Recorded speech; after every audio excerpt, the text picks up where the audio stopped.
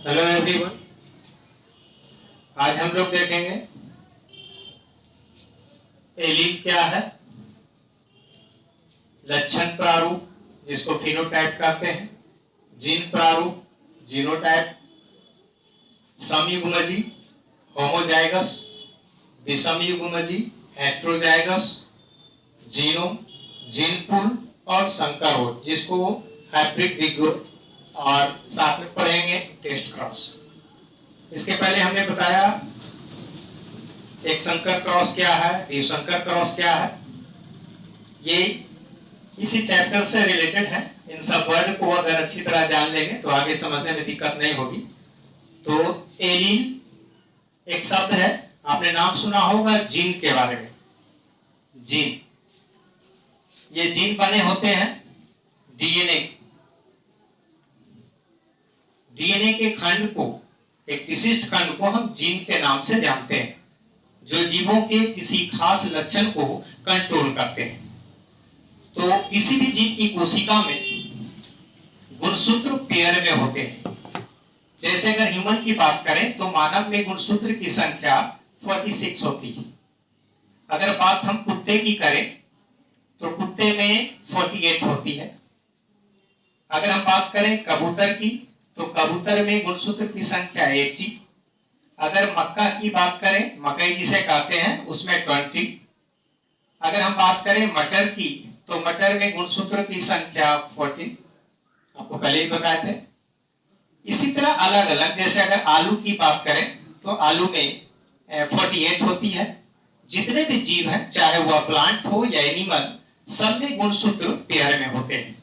हम अगर उदाहरण अगर मानव से हम करें तो मानव में गुणसूत्र की संख्या 46 होती है। इसका मतलब है 23 पेयर होंगे, 23 जोड़े। तो ये जोड़े वाले गुणसूत्र हैं।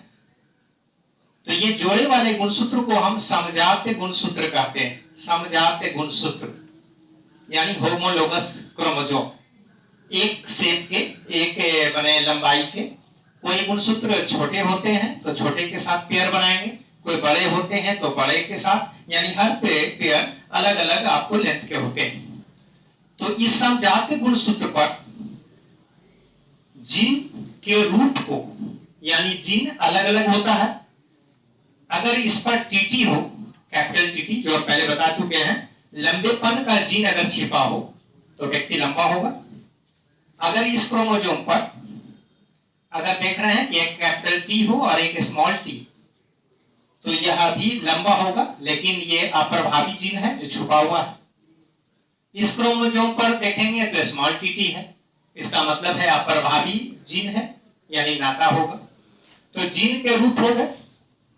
तो जीन के रूप, समजात गुणसूत्र पर उपस्थित जीन के रूप को ही हम एलील कहते हैं। तो इस पर देख रहे हैं जीन का रूप एक समान है, इन पर भी देख रहे हैं एक समान है, ये प्रभावी है और ये अप्रभावी है, और इस पर क्या है, असमान है। तो जीन के रूप को ही हम एलील कहते हैं। बेटसन नामक वैज्ञानिक ने यह शब्द दिया था, एलील शब्द। अब आगे देखते हैं लक्षण प्रारूप यानी फिनोटाइप क्या है। जीवों की किसी लक्षण का बाहरी आकारिकी स्वरूप, मॉर्फोलॉजिकल वो स्वरूप कैसा दिखता है बाहर से। कोई लंबा दिखता है, कोई नाटा दिखता है। मटर के पौधे में मेंडल ने अध्ययन किया, किसी के फूल बैंगनी हैं, किसी के सफेद हैं, किसी के बीज पत्र पीले हैं, किसी के हरे हैं। तो बाहर से दिखाई देने वाले लक्षण को ही हम क्या कहते हैं, फिनोटाइप। यानी मेंडल ने प्रयोग किया था, लंबे नाटे का क्रॉस किया था, तो उसमें प्रथम पीढ़ी में सारे लंबे थे, लेकिन द्वितीय पीढ़ी में क्या थे, लंबे भी थे और नाटे भी थे। तो 4 पौधे में 3 क्या थे, लंबे थे और एक नाटे थे। तो बाहर से दिखाई देने वाले पौधे 3 लंबे और एक नाटे। तो इसका फिनोटाइपिक रेशियो कितना हुआ था, 3:1। इसके बाद देखेंगे तो उसी को कहते हैं जीन लक्षण प्रारूप या फिनोटाइप कहते हैं, यानी बाहर से जो दिखाई देते हैं। अब भीतरी जो जीन का संगठन है, कैसा जीन है, एक तरह से हम एलील को जीन भी बोल सकते हैं। तो इसमें क्या देखे, 4 जो पौधे हुए, तो इसमें क्या थे, एक पौधे जो था वो शुद्ध लंबा था, उसकी कोशिका में क्या थे, समजात गुणसूत्र पर लंबेपन का, शुद्ध लंबेपन का जीन था। 2 पौधे थे, तो उसमें क्या था, मिश्रित था, यानी उसकी कोशिका में समजात गुणसूत्र पर मिश्रित गुण थे और एक शुद्ध था। इसका मतलब है कि इसका आनुवंशिक संगठन, जीन को हम क्या बोल सकते हैं, आनुवंशिक पदार्थ, जीन बने होते हैं डीएनए से। तो इसका आनुवंशिक संगठन यानी इसके भीतर जीन किस टाइप का है, एलील किस टाइप के हैं, तो शुद्ध लंबा एक था, 2 मिश्रित थे और एक शुद्ध नाटा। तो इसका जीन स्वरूप क्या है, अलग अलग है। इसका जीनोटाइपिक रेशियो 1:2:1 और फिनोटाइपिक रेशियो 3:1। तो जीन प्रारूप का मतलब हुआ आनुवंशिक संगठन, भीतरी गुण, और जीन प्रारूप का लक्षण प्रारूप का मतलब बाहर से कैसा दिखता है। अब बात करेंगे समयुग्मजीव। तो वैसे जीव, चाहे वह प्लांट हो या एनिमल हो, जो जिसके समजात गुणसूत्र पर, अगर कोशिका है उसके समजात गुणसूत्र पर समान एलील है, जितने भी उसकी कोशिका है और उसमें गुणसूत्र हैं, सब पर क्या है, लंबेपन का ही गुण है, तो ऐसे जीव को क्या कहेंगे, समयुग्मजीव। मतलब है कि समजात गुणसूत्र पर दोनों एलील एक समान हो, चाहे वह नाटा हो तो दोनों समान हो। तो ये नाटा है तो प्योर नाटा ये जीव है, तो इस पर एलील जो है समजात गुणसूत्र पर एक समान है, चाहे वह प्रभावी हो चाहे प्रभावी हो। तो ऐसे जीव को हम क्या कहेंगे, समयुग्मजीव। विषमयुग्मजीव वैसे जीव जिसके समजात गुणसूत्र पर तो विपरीत एलील हो। अगर हम लंबे नाटे से हम समझाने की कोशिश करें तो एक, अगर देखते समजात गुणसूत्र बहुत सारे हैं, तो आप क्या देख रहे हैं कि इसके एक जीन पर प्रभावी गुण और एक पर अप्रभावी, तो ऐसे जीव क्या कहलाएंगे, विषमयुग्मजीव यानी हेटेरोजाइगस। ये समझ में आएगी बात। अब आते हैं जीनोम क्या। हमने बताया कि मनुष्य के प्रत्येक कोशिका में गुणसूत्र की संख्या 46 होती है टोटल। अगर हम बात करें कबूतर में तो 80, मटर में 14, तो इसका के जोड़ा हुआ 23 जोड़ा, तो 23। तो ये अगुणित कोशिका कहलाते हैं। क्या कहलाते हैं?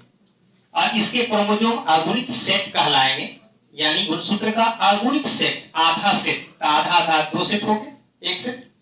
तो ये किसी भी जीवों की कोशिका के क्रोमोसोम की संख्या का आधा भाग या अगुणित सेट को ही जीनोम कहते हैं। अगर ऐसा क्वेश्चन आ जाए कि मनुष्य के जीनोम की संख्या बताएं तो 23, कबूतर के 40 और मटर के 7।